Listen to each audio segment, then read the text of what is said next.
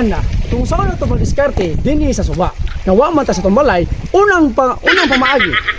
Mangita ta og kahoy.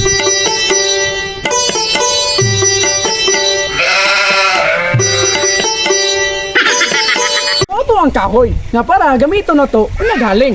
So nalaman tayo kahoy kung saan ito pamaagi na maglungag ta. So mangita tag tulo ka bato. Ikaw kini ang nakita sa ato mga bato.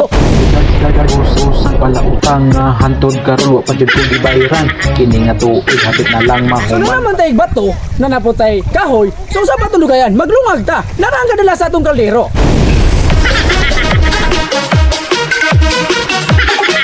So, ang atong bato, kahoy, kaldero, usa pang tulugayan. Atong tigdala sa bugas, atong diwata girl.